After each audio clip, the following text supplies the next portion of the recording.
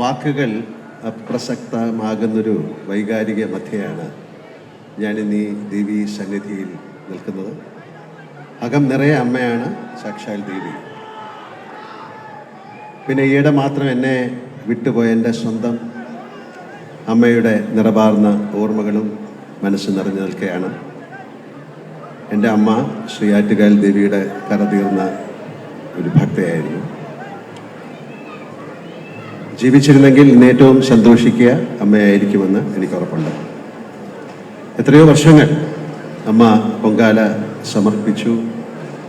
ഏറെ ആരാധിക്കുന്ന ആറ്റുകാലമ്മയുടെ തിരുമുറ്റത്ത് ഈ ചടങ്ങിൽ നിൽക്കുന്നത് സുഹൃതമായി തന്നെ അമ്മ കണക്കാക്കുമായിരുന്നു.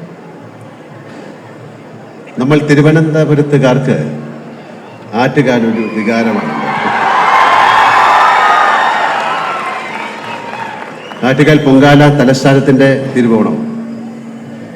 ഏതൊരു തിരുവനന്തപുരത്തുകാരനെ പോലെയും എൻ്റെ കൗമാരവും ആറ്റുകാൽ അമ്പല ദർശനവും പൊങ്കാല അനുഭവമായി നിറഞ്ഞു നിൽക്കുന്നുണ്ട്.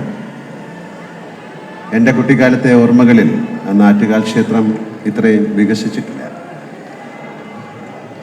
തിരുമുറ്റത്തിൽ ക്ഷേത്രത്തിന് ചുറ്റുവട്ടത്തിൻ്റെ വിസ്തീർണമേ ഉള്ളൂ. തൊട്ടുവശത്തുള്ള ദേവി കല്യാണ മണ്ഡപം പോലും പിന്നീടാണ് വരുന്നത്. ആദ്യം അതായിരുന്നു വാഹനങ്ങൾ നിർത്താനുള്ള ഇടം എന്നാണ് ഞാൻ ഓർക്കുന്നത്. ബാക്കി ചുറ്റുപാടും വയലുകളായിരുന്നു. പൊങ്കാല ദിവസമാകുമ്പോൾ ഈ ചുറ്റുപാട് മുഴുവൻ അടുപ്പുകളും ഭക്തരുമാകും. മുടവൻ മുകളിൽ താമസിച്ചിരുന്ന ഞങ്ങൾ പൂജപ്പുരയിലൂടെയും കരമനയിലൂടെയും ആറ്റുകാലിലേക്ക് പോയിരുന്ന വിളക്ക് കെട്ട് ഘോഷയാത്രകൾ ഞങ്ങൾക്കതൊരു ഉത്സവമായിരുന്നു.